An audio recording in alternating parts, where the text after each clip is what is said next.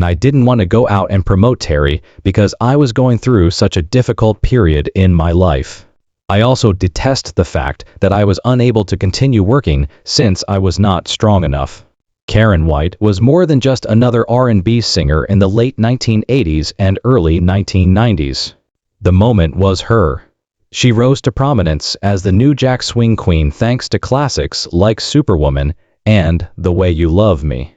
She was young, unstoppable, and bound to become a worldwide celebrity. Then, she was gone. Karyn White abruptly disappeared from the public eye for almost 20 years. No controversies, no goodbyes, just quiet. What transpired was kept a mystery to the fans. Was it a personal crisis, industry politics, burnout, or something far more profound? Sad and tragically human? As we unearth Karyn White's untold tragedy, stay tuned. Karyn White dreamed like a star from the beginning, even if she wasn't born one. She was just an ordinary adolescent with a unique voice and an unwavering desire to pursue a career in singing. Growing up in the energetic districts of Los Angeles, she took audacious decisions for her future even in high school. She resigned from the cheerleading squad because she was concerned that the constant yelling would harm her voice. Not because she didn't enjoy the activity. For Karyn, safeguarding her gift was crucial. She pursued her dreams without delay. She quickly secured a job as a backing vocalist for the R&B group Switch. When group member Jody Sims asked her to join his new band, Legacy, it was a great opportunity for a novice and the catalyst for her next big break. Before she wasn't, Karyn seemed like the ideal addition. Eventually, she was removed from the organization. She would reveal the true reason to soul culture years later. They believed my voice wasn't commercial enough, and they only wanted one female vocalist. For a young lady just starting out, the rejection was severe and agonizing. She acknowledged that it was very terrible at the time, but it ended up being the best thing that had ever happened to her. Karyn, never one to give up, continued to move forward. She learned that R&B musician O'Brien was looking for backup singers to accompany him on tour after she graduated from high school. It was a trial rather than a simple audition. In addition to O'Brien himself, Karyn had to endure a battery of interviews and vocal examinations with his influential manager and mentor, Soul Train icon Don Cornelius. When she got the job, she was just 17. For someone so young, it was a big step, but it also came with difficulties for which she was unprepared. Karyn was surrounded by celebrities while on tour, and many of them took advantage of her youth and lack of experience. She thought back on that tumultuous time in an interview with the Times. "I was too innocent to realize what was going on," she stated. "I must have looked like an easy mark." She was frequently pursued by famous men, some of whom went too far. Although Karyn acknowledged that she made some mistakes in her early days, the experience taught her one of the most brutal realities of the field. In our line of work, you can't put too much trust in guys. Karyn White was already demonstrating her talent and commercial acumen by the time she was 18. She didn't go out to party or spend the money carelessly after creating a song for R&B icon Stephanie Mills, which is a significant accomplishment for any new songwriter. Karyn did what few teenagers would do instead. She put all of her money back into her goal, resolute in her quest to elevate her music. She started creating a demo tape in the hopes of getting additional opportunities after packing up and moving north to the Bay Area. However, dreams do not cover expenses. In order to make ends meet, she worked at an accounting business in addition to recording tracks in the studio. It required striking a balance between ambition and survival, and with quiet grit, Karyn accomplished it. Soul Train's renowned host and producer, Don Cornelius, stepped in once more after learning of Karyn's efforts to save her dream. He was so impressed by her tenacity and work ethic that he sent her money to help her career and even asked her to dance on Soul Train, which gave her recognition and acceptance in the field she was trying to enter. Karyn worked with several artists around this time, including the well-known Commodores. However, it was an unforeseen partnership with jazz keyboardist Jeff Lorber that led to her true success. Karyn was the ideal candidate to provide Lorber with a new vocal for 3 of the songs on his 1986 album, Private Passion. Facts of Love, one of those songs, became an unexpected radio smash and began to make ripples outside of the R&B or jazz worlds. Benny Medina, who was Warner Brothers Records' chief of urban music development at the time, was drawn to that tune in addition to the listeners. Karyn was informed by Medina that she may anticipate a record deal if Facts of Love did well. Warner Brothers delivered on that promise when the song reached number 27 on the pop charts. With a little assistance from some of the biggest names in the business, Karyn White's career took off once she signed a record deal with Warner Brothers. The businessman who signed her, Benny Medina, had a daring plan: assign Karyn to a production team that was just starting to get traction in the R&B industry. Both Antonio Lareed and Kenneth "Babyface" Edmonds, it was a musical combination made in heaven. Karyn remembered feeling as though she had entered a dream when she first entered the studio. She might see Johnny Gill polishing a song or walk by Bobby Brown recording vocals on any given day. Karyn found the electric energy to be a motivating reminder that she was now a part of something greater than herself. She frequently expressed how fortunate she felt to be surrounded by such talent. Karyn gave her all to what would become her self-titled first album, with Babyface, Lareed, and their penman, Daryl Simmons, directing the sound. With its slick beats, snappy choruses, and Karyn's obviously confident vocals, the 1988 album was a genre-defining declaration of New Jack Swing. The Way You Love Me became a breakthrough hit and was nominated for a Grammy. The project produced hit after hit. Love Saw It, a duet with Babyface himself, brought deep vulnerability to the mix, while Secret Rendezvous kept dance floors thumping. However, Superwoman, a poignant, slow-burning anthem, was the song that really cemented Karyn's place in music history. Superwoman struck a profound chord with women across when it was released in 1989. It was not merely a ballad. It served as a rallying cry, an outlet for emotions, and a reminder that vulnerability can be strength. Fans would remember the song for decades after it became a cultural landmark. Karyn rode the wave and toured with R&B stalwarts Bobby Brown and Levert for 2 years. She demonstrated night after night that she was more than simply a studio vocalist. She was a vibrant, captivating performer who had no trouble taking over the stage. However, Karyn encountered an unforeseen change when it came time to record her second album. Toni Braxton was a promising new talent who Babyface and Lareed were working hard to develop after launching their own company, LaFace Records. They were looking elsewhere, so Karyn needed to come up with something new. She contacted the renowned production team of Terry Lewis and Jimmy Jam, who were then most recognized for their groundbreaking work with Janet Jackson. Ritual of Love, her second studio album, was released in 1991 when the Minneapolis-based Masterminds decided to work with her. The album maintained Karyn's emotional core while having a smoother, more polished sound.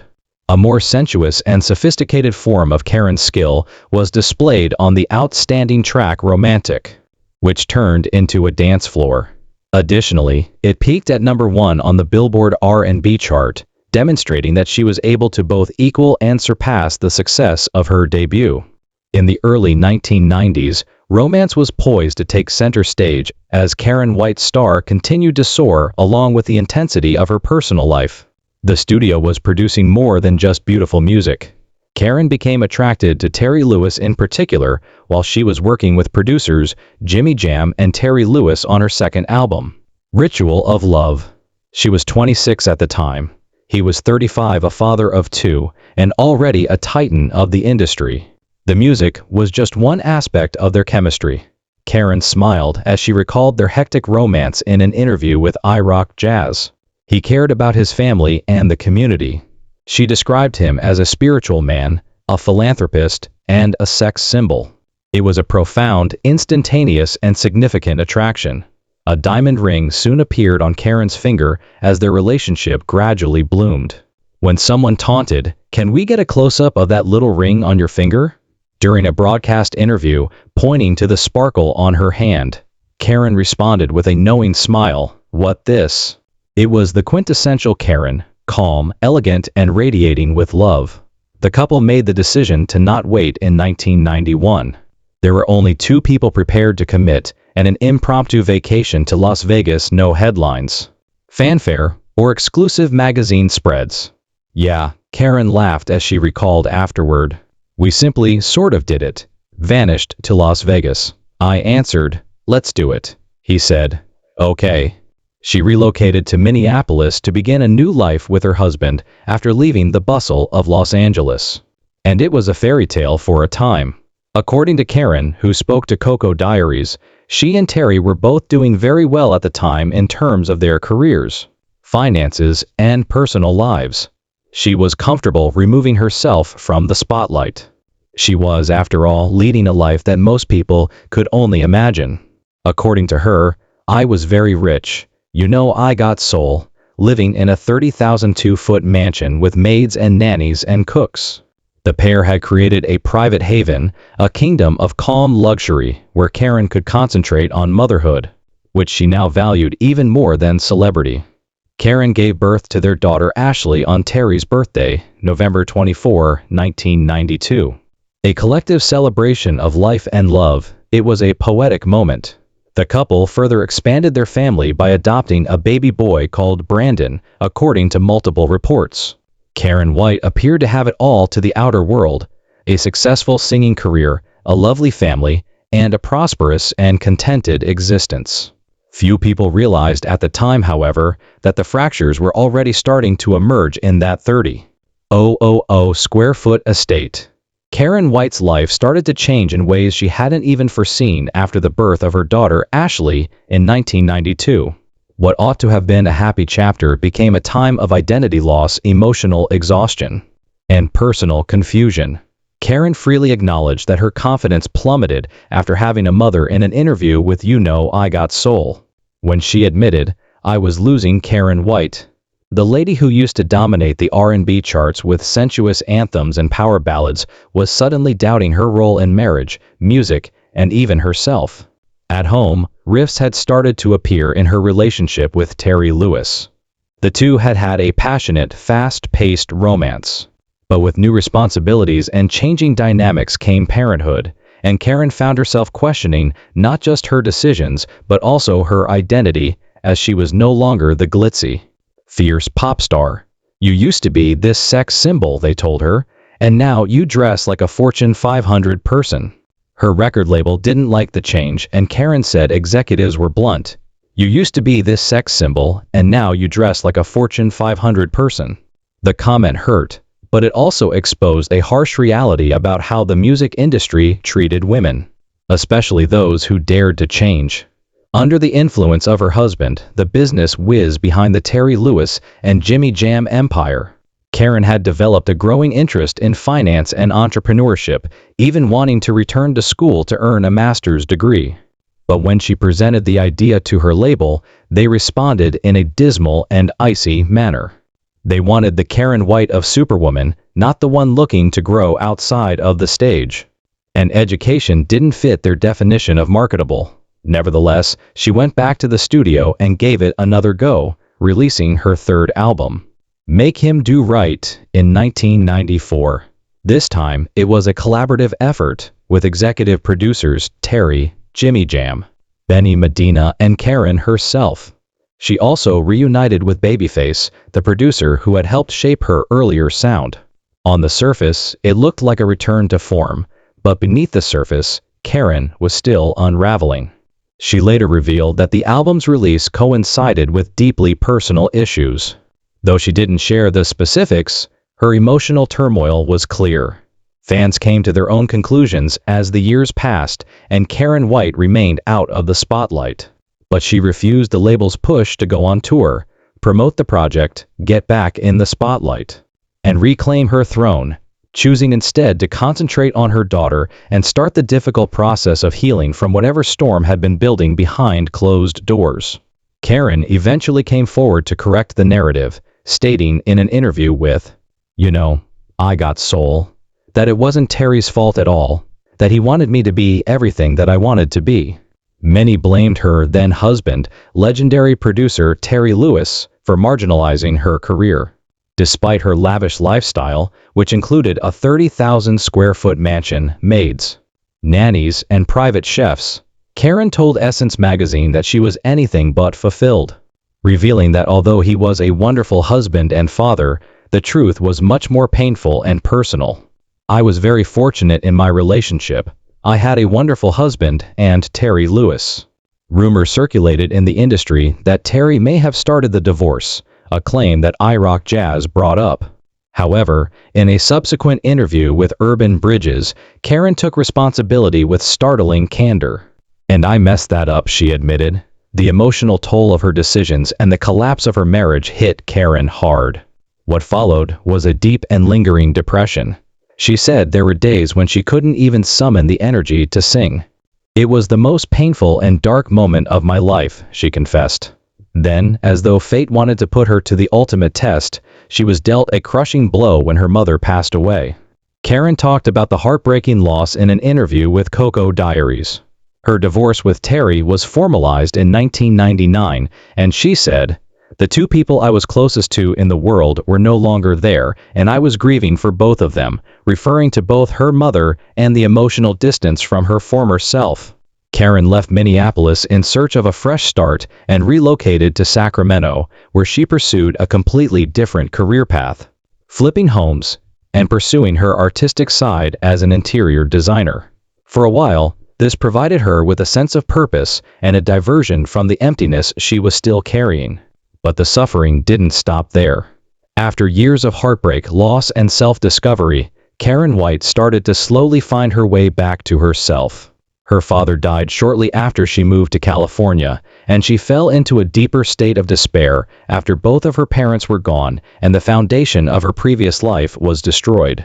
In 2007, a new light entered her life when she married her best friend, Bobby G., a music producer. Hope, laughter, and friendship characterized the new chapter, but like many things in her life, the happiness was short-lived.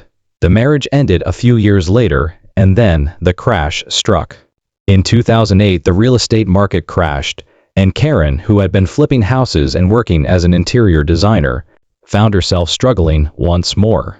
In an interview with Sister's Letter, Karyn revealed that she produced a web series with former child actor Jeremy Silvers and even starred in a low-budget film.